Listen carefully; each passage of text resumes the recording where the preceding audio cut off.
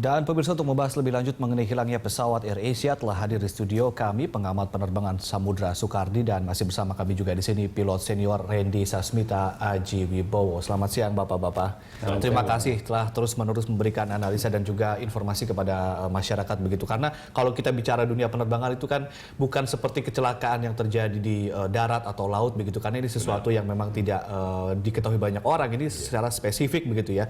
Kita ke Pak Samudra. Pak Samudra, adakah analisa baru atau mungkin perspektif baru dari setelah 24 jam lebih hilangnya pesawat AirAsia ini, Pak?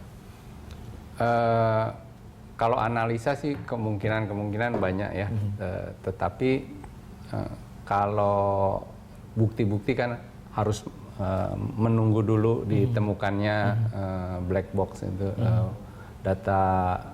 flight data recorder sama voice data recorder itu harus baru kita bisa tahu. Tapi kalau dari kejadian, data-data kejadian dianalisa atau diperkirakan gitu bisa aja. Yang pertama kan udah jelas bahwa dia tidak diizinkan untuk naik ke 38.000. Jadi tetap di 32.000 gitu. Apakah ke kiri ke kanan karena luasnya awan CB itu, jadi mungkin dia masuk ke awan itu, gitu. Perkiraan kita terjebak di dalam termasuk gitu ya? kira. Ada dua hal. Yang pertama dia mengalami goncangan atau turbulence. Yang kedua dia masuk, dua-duanya engine-nya flame out atau mati apinya, dan elektriknya blackout gitu loh. Jadi dia nggak sempat ini sesuatu yang sebab tiba-tiba gitu ya? apapun mestinya dia sempat mestinya gitu. Okay. Atau ada kata-kata apa kayak gitu, Allahu Akbar atau apa gitu. Baik. Biasanya. Baik, kita sebelum ke Pak Randy, kita masih ke Pak Samudra sebentar ya. Pak Samudra, kita bicara masalah sekarang adalah masyarakat juga yang bertanya-tanya adalah bukan lagi mengenai penyebabnya, tapi kemudian kira-kira ada di mana pesawat itu saat ini gitu. Menurut analisa Anda seperti apa? Kalau kejadiannya demikian, pasti dia jatuh gitu. Jatuh ke bawah, dan dia flight controlnya udah tidak terkontrol lagi. Jadi dia mungkin dive ke laut gitu. Dive ya, ke laut dalam gitu ya? Karena kan di rutenya dia jalurnya jalur laut gitu loh. Jadi kemungkinan ke darat agak sedikit lah ya, lebih sedikit. Jadi mungkin masuk ke laut. Oke, Pak Randy, tadi ada statement katanya memang terdapat di dasar laut. Mungkin kalau analisa Anda seperti apa nih, Pak? Iya, saya tetap konsisten dengan pendapat saya mulai dari kemarin bahwa pesawat ini jatuh tiba-tiba. Penyebabnya adalah kemungkinan besar severe turbulence, turbulence yang sangat ekstrim. Itu bisa terjadi manakala awan yang terjadi itu awan yang sangat raksasa, mencapai ketinggian sampai tropopause 48.000 kaki. Itu turbulensinya akan sangat ekstrim. Dalam kondisi demikian, pesawat mengalami goncangan dan melewati kekuatan struktur dari pesawat itu, sehingga sangat mungkin ekor, sayap akan lepas. Dengan demikian pesawat akan jatuh. Itu bisa dibuktikan dengan statement beberapa pejabat yang mengatakan bahwa secondary radar hilang dulu. Jadi radar utama itu yang menggambarkan di layar air traffic control itu titik putih yang selalu berkedip.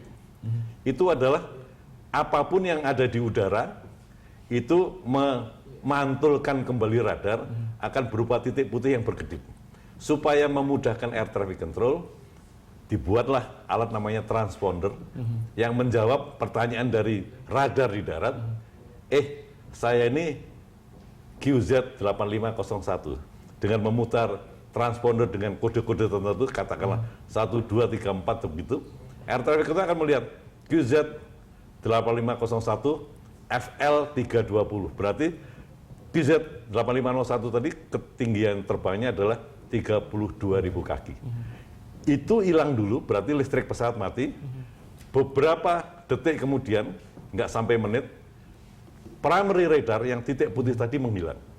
Berarti dalam kurang dari 1 menit, pesawat itu menghilang dari udara, 32.000 kaki dan hilang. kecepatan turunnya tadi diperkuat dengan bukti-bukti di darat bahwa terjadi dentuman, itu bukan pesawatnya meledak di atas. Kalau pesawatnya meledak di atas, tentunya akan serpian pesawat akan terlihat di atas laut. Ini dentuman yang terjadi karena sonic boom. Sonic boom itu manakala benda itu melebihi kecepatan suara, dia akan membelah udara. Setelah benda itu lewat, udaranya akan balik kembali. Itu seperti suara geledek, menggelegar begitu. Dengan demikian, kemungkinan pesawatnya waktu masuk ke laut itu dalam posisi seperti orang loncat indah, masuk ke air dalam sudut tertentu yang tidak menyebabkan pesawat itu berantakan. Masuk ke sudut tertentu dan Laut Jawa, mungkin perbatasan dengan South China Sea, Laut Cina Selatan itu masih tidak terlalu dalam, antara 50 meter sampai 200 meter. Jadi kemungkinan seperti diketemukan, kemungkinan di dasar laut, saya sangat setuju. Jadi pesawatnya menghunjam dan berada di dasar laut kalau di daerah Laut Jawa dan sekitarnya itu berupa lumpur. Dia masuk ke lumpur dan barang-barang yang di dalam kabin itu tidak terlontar keluar. Seperti kalau kita main HP waktu masuk ke dalam lift, suaranya akan hilang. Demikian juga ILT selama masih di dalam kabin pesawat, dia tidak bisa mentransmisikan apa-apa karena dia masih di dalam kabin pesawat. Tapi kalau yang relatif dia dalam kabin utuh. pesawat, air kemungkinan masuk gitu. Air masuk, dia mungkin energized, dia hidup, tapi masih di dalam kabin yang relatif utuh, menancap ke dasar, jadi tidak terdengar di luar. Ada yang menganalisa bahwa katanya ini ILT-nya tidak berfungsi dari awal, memang tidak berfungsi dengan ideal. Itu bagaimana Pak menurut Anda? It's not likely to happen karena di pesawat itu sendiri ada 2 ILT, satu di depan di tempat bagasi penumpang di atas, satu di belakang di atas bagasi penumpang di belakang. Itu yang di dalam kabin. Satu di pintu kargo, ada juga. Lalu ada 2 yang umurnya 1 bulan. ILT-nya itu nempel di black box, cockpit voice recorder (CVR), dan satunya lagi di FDR, flight data recorder. Dua-duanya ini black box. Satu merekam suara, satu lagi merekam semua data penerbangan. Dan itu umurnya 1 bulan dijamin, lebih dari itu mungkin makin melemah. Gitu. Tapi yang ILT yang di dalam kabin tadi, usianya memang 2 kali 24 jam. Jadi kalau di dalam lumpur akan sulit untuk memberikan sinyal begitu. Mungkin analisa Anda bagaimana nih Pak? Bisa di... Ya, Kak, gini, kalau ketangkap atau tidak ada dua side gitu, 2 pihak. Yang pertama adalah yang transmit, yang receive gitu loh. Nah, mungkin yang transmit dia transmit tapi yang receive kurang peka juga bisa gitu loh. Jadi artinya ATC-nya yang kurang peka bisa bukan gitu. Kan kita harus ada di Basarnas, ada di beberapa lokasi mestinya untuk menangkap kejadian-kejadian gitu loh. Mungkin dari lokasi itu ke Jakarta jauh dan sebagainya kan bisa aja gitu loh. Jadi itu yang kita nggak tahu juga gitu loh. Jadi mungkin kalau ILT itu kan harus Pak, harus kalau dia tidak bekerja, pesawat nggak boleh terbang. Jadi dia no go item namanya. Oke. Baik, Pak Samudra dan juga Pak Randy, kita akan jeda sebentar, nanti kita akan sambung lagi tentunya dialognya, dan pemirsa, Breaking News akan segera kembali untuk Anda.